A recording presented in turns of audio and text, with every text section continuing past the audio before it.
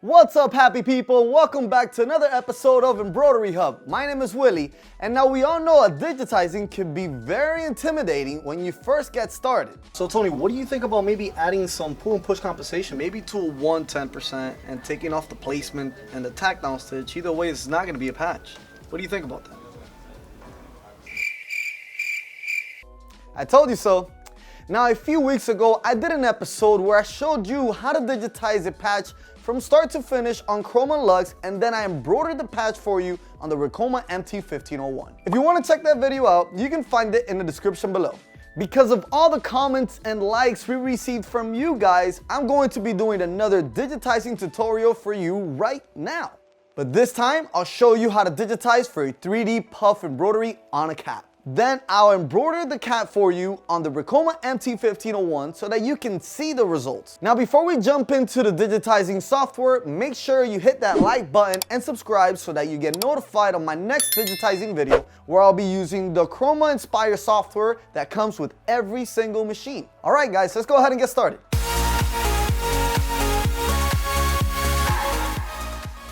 Now, a complex fill is basically a tool that you use to trace your design, and it'll automatically fill in once you close that design, and it'll fill it in with stitches. So let's go ahead and use this tool to start off now.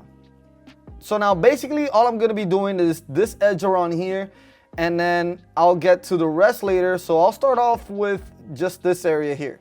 So I'll put regular click on the edge, and then as you can tell is nice straight lines. But now I'm using the curve tool. So the curve tool is by pressing the control on your keypad. While you're pressing the control, it basically gives it a nice smooth edge, right? When I let go of it, it'll make one straight line. So I'm not gonna waste too much time with this. I'm just gonna go as close as I possibly can, and then go back and just give it a quick fix. So basically all I'm doing is going around the edge still. Now once I do this, I'm going to right click on my mouse pad, and as you can see, it covered up this whole area here. Now I'm going to go over to my shape tool, which is this one over here on the top left. Now the shape tool is what I was just telling you guys. The shape tool is basically going to be where I can get all those dots that I created and basically edit it so that it can be as perfect as I possibly can. All right, so let me go ahead and do that now. Now I'm gonna start with the bottom piece here. As you can tell, I kind of went off the rails on this one, so I'm just gonna go and grab it and drag it over to where I need it to be. So very simple. Then I'm gonna right click, and there you go. Now it's nice and where it should. All right, now for the rest of it is basically the same thing.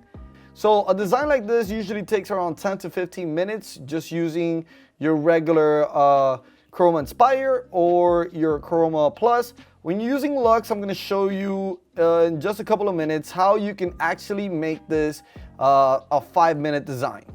But let me keep on editing just my border. As you can see, some of them I grab them just one at a time, and some of them I grab 2 at a time, or 3 or 4, depending on where you want the border to end. All right, so now that this kind of looks good, what I'm going to do is go over to my selecting tool. You're basically going to be grabbing that whole area, okay? So that's exactly what I want to do, because what I'm gonna do next is convert this into a nice satin stitch. So the reason why I'm using a satin stitch here is because that's the only way that you can make a 3D puff, really. Because if you don't have a satin stitch, you're gonna have a lot of stitches that are gonna be pressing down on that foam.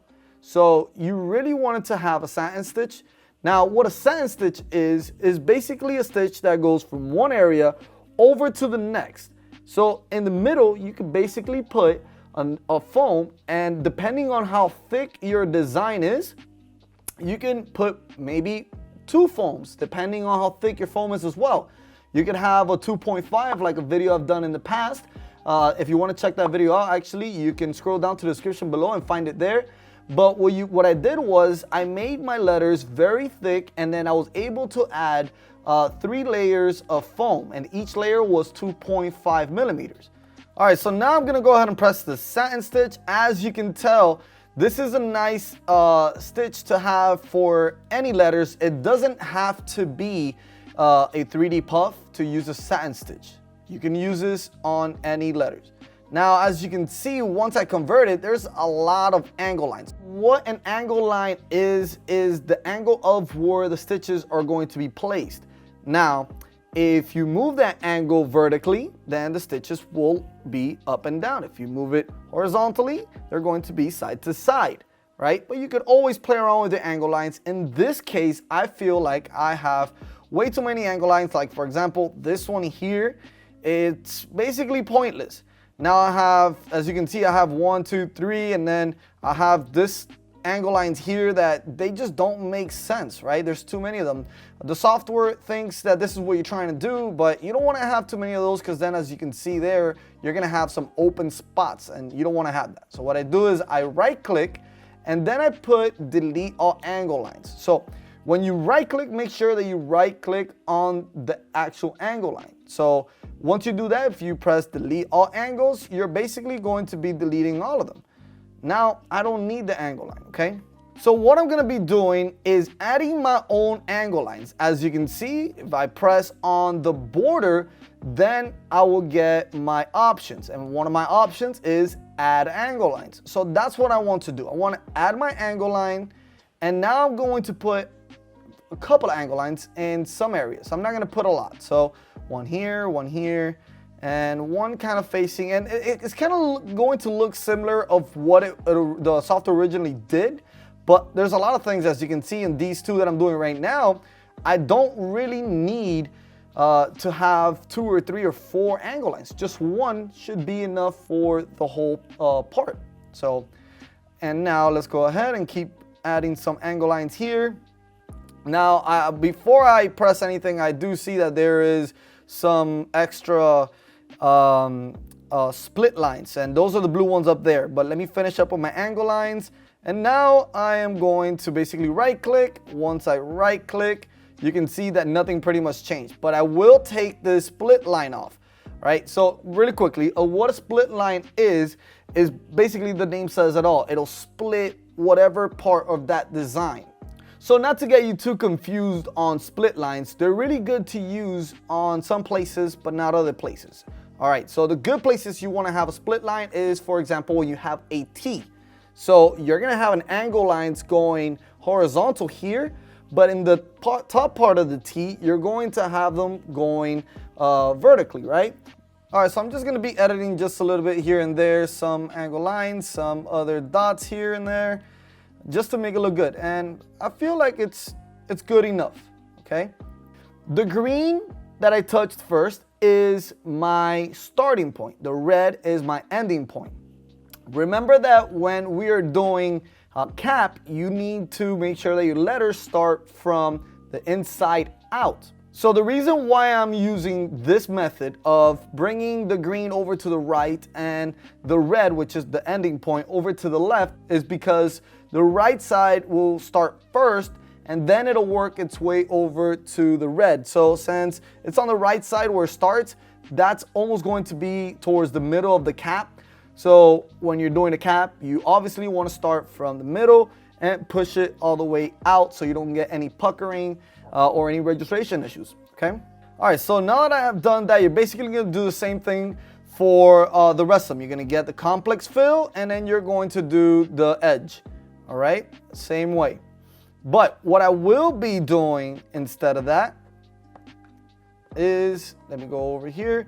Now, I'm gonna click on the wand, but I always have to make sure that I am using either a complex fill or some type of tool. So what the wand does, so you guys could get a better idea of it, it basically does the hard job for you, which is what we just did with the T and the H, which is go around that border. All right, so it knows it. What it's doing is reading just one color. So if you have a blend of colors or a shade of colors, the wand is not really helpful for that. But for this is perfect. Okay, so I'm gonna be showing you how to do that. Now, I can obviously use it with the complex fill, and you're gonna get a tatami stitch like you saw me doing, but instead of doing that, what I'm going to be using is my satin tool, and then I'm gonna be pressing on the wand, right-clicking on the area that I wanted to auto-digitize. Basically, that's what it is, and as you can see, it did so, okay? So now this is also not perfect, so I'm gonna go over to my shape tool, and now I'm going to see my angle lines, and I'm going to be editing that as well.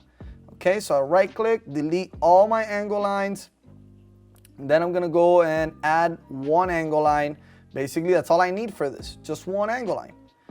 All right, now I'm also going to change my start and stop point, so I'm gonna put it on the bottom to start on the bottom and to end on the top. That's what you do when you're digitizing for a cap. Remember, so this tutorial that I'm doing for you guys is going to be mainly for 3D puff and obviously for a cap. So if you guys really want to get into digitizing just for a cap, you can check our video on the link on the description below, and you can see it there. We really go into details. All right, so I bring it on the bottom. The green is where it starts.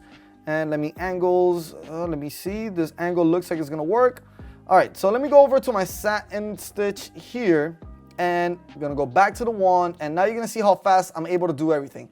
Now I'm just gonna keep going. I'm gonna do this as quick as possible because I'm not gonna be wasting too much time, right? So now I go to my shape tool and then do the angle lines quickly now. So basically all I have to do is just left click, delete all angle lines, and then I'm going to add an angle line, and that's it.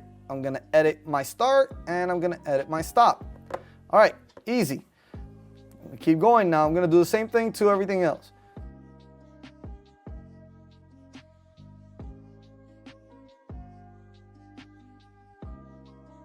All right, so now I'm just gonna select the whole design, and I'm going to be going over to my commands, and I'm going to be pressing the trim. So I want the machine to trim on all of the steps that I've been doing, all right? I want it to trim on each and every one of those steps. Now, some designs don't require that, but this one, since it's barely any letters and it's a big design, I want to make sure I get those trims out of the way. So the reason why I selected the whole design is because I don't want to waste time doing this one at a time. So I'll do it towards the end. I can literally do the whole design first and then select the whole design and then press the command key, trim, and that's pretty much it. Everything just from that point on will have a trim. All right, so now I'm going to show you guys here by my slow rewind. As you can see, this is what it's going to do. The first thing it's going to do is an underlay. Now, I can't stress this enough. If you're doing a 3D puff, you want to take the underlay completely out on just the letters themselves. And you also want the 3D puff to be the last thing you do, because you don't want to have any other stitches on top of the 3D puff, because then it's not really 3D puff. So to get to the underlay, you're going to go over to the top. You're going to look for this key right here, and then you're going to press on it. And now you're going to see those are all the underlays. And this is the one that's checked as the one that I have. So obviously all of these I don't need. I'm going to take it off, and now I have no underlay. I'm going to press apply. And then now you're going to see what it's actually going to do. So as you can see here, there's no underlay. You can see that right there. Now there is this line that you see, but that's okay. That line is just the trajectory of where the needle is. You don't want to have trims in there because then it just takes too long. Those lines are okay. There's basically just holding down the foam for you. That's all it's really doing, okay? All right, so now I'm going to be selecting my design and going onto the fill option and changing out my density. Now the density is this one here. The higher that you put the density's number, and you apply, as you can see, it's actually making the density less. But if you bring it down and you press apply, it's making it more dense. So I'm going to bring it down for a 3D puff. I'm going to bring it down to a 0.1. So the reason why I'm putting the density down to a 0.1 is because since I'm using foam, the foam tends to try to come out of the threads. And if you have that a lot, it's gonna be a lot of work towards the end, a lot of cleanup that you might not wanna do. So by putting it at 0.1 and making it very dense, the threads are actually gonna look a lot neater, a lot cleaner. All right, so I'm gonna go over to the type of push and pull, and I want to do it by percentage. Now, by percentage is just a lot easier for me. I'm gonna go over here and press apply. I put it at 110. I don't want it to be too much. So at 110, I think is good enough. You can always add more if you feel like you need to, but that's good enough. All right, so now I'm going to right click on my design, and this is the next thing that I want to show you guys. I'm going to go over to my utilities, and I'm going to create a nap blocker. So what is a nap blocker? A nap blocker, we've actually explained this in previous videos.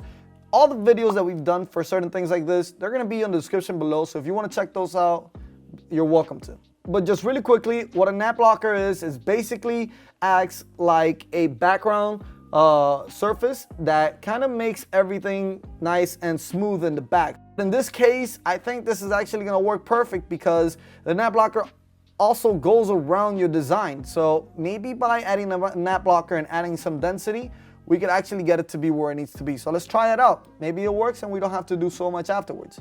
So what I'm going to do is I'm going to go ahead and press nap blocker. And as you can see here, this page comes out. Now this page here is the distance. Now it's only the distance between the letters, how far you want it to be. So don't worry about that. All right, so I'm just going to change the colors of the background. I'm not going to be using the same colors as the design just because I want to switch it up a little bit here. And there we go. I'm going to select it.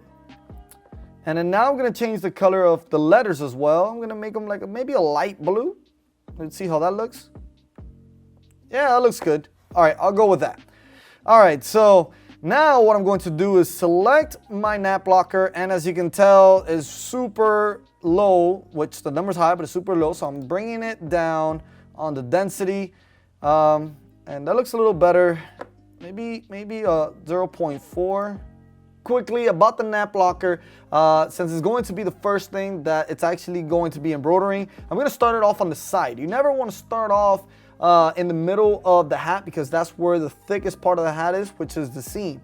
All right, so basically you don't want that and you don't want to start off in the seam of the hat because you can have needle breaks and a ton of other things that it just makes my life easier. So I'm gonna start it off on the right side and then I'm gonna end it up on the left side, and I'm going to give it a nice angle, which I think the angle that it has now is pretty good.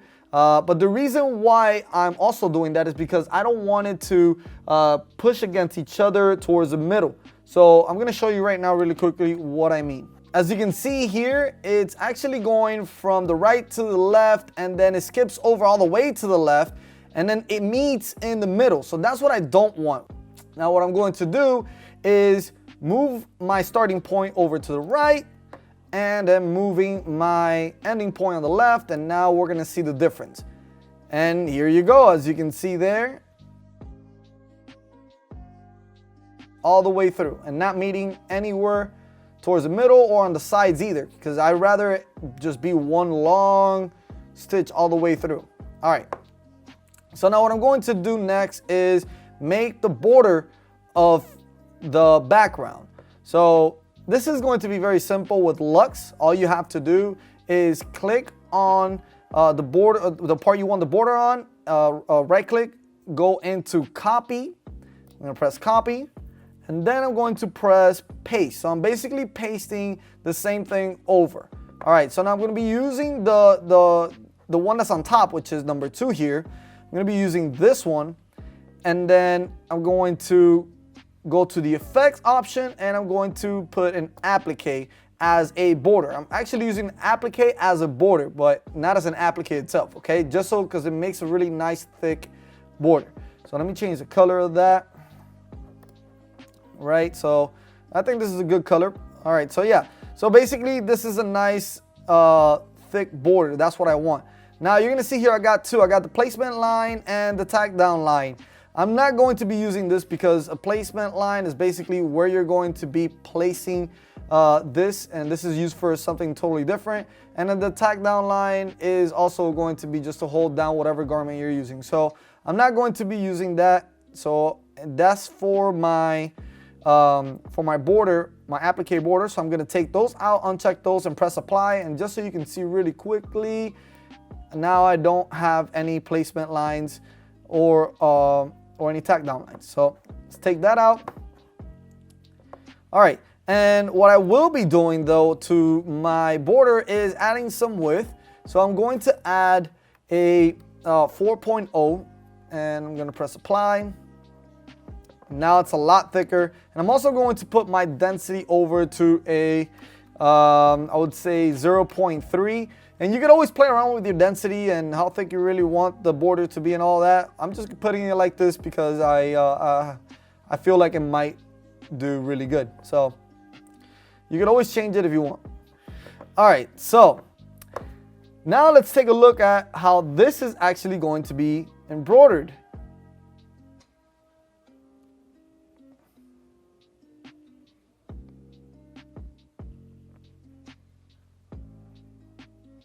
All right guys, so that's it for the digitizing portion of this video. Let's go ahead and embroider it now.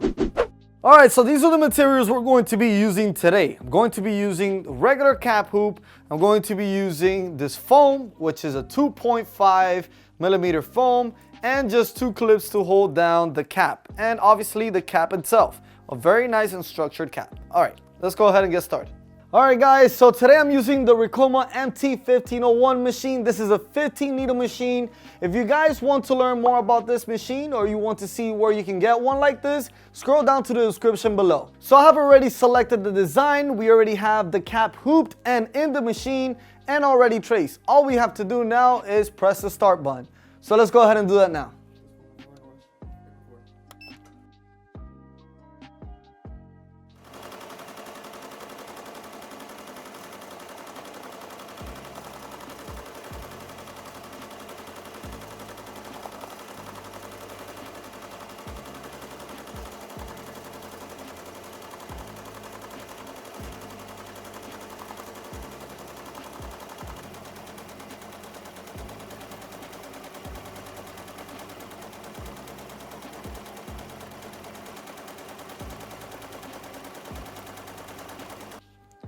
All right guys, so now I'm going to be putting the foam, and I'm going to be putting these 2 needles in there just to hold it in place, but after a couple of stitches I'll probably just take them out.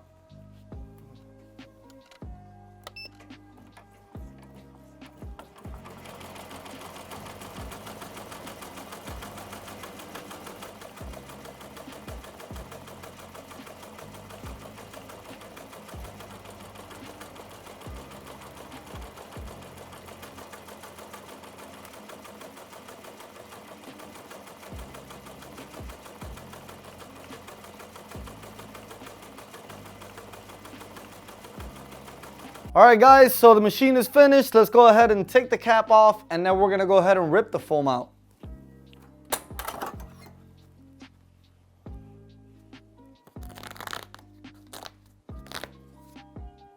And now all I have to do is just clean it up a little bit. That's good. All right, here we have our finished product. Very nice. I love the color waves and how the foam came out. That's the most important part. And I only used one 2.5 millimeter foam. So I have to say, even with a 2.5 millimeter foam, this came out real nice.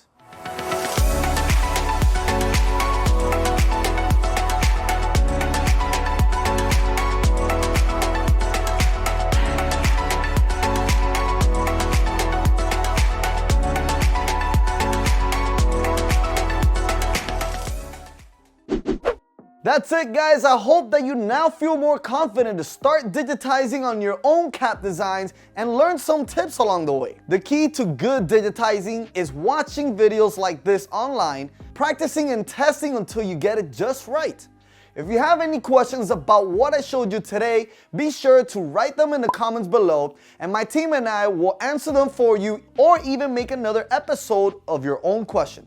And if you haven't already subscribed, be sure to do so by clicking the subscribe button below so that you don't miss my next digitizing episode, including the ones on Chroma Inspire. Also, if you're not already following us on Facebook, join our group, Embroidery and Custom Apparel Mastery, to share your questions, get advice from myself and our team at Ricoma, and get more content just like this. And also follow us on Instagram at Ricoma HQ, where we post content just like this daily to help you grow. All right, I'll see you guys next time.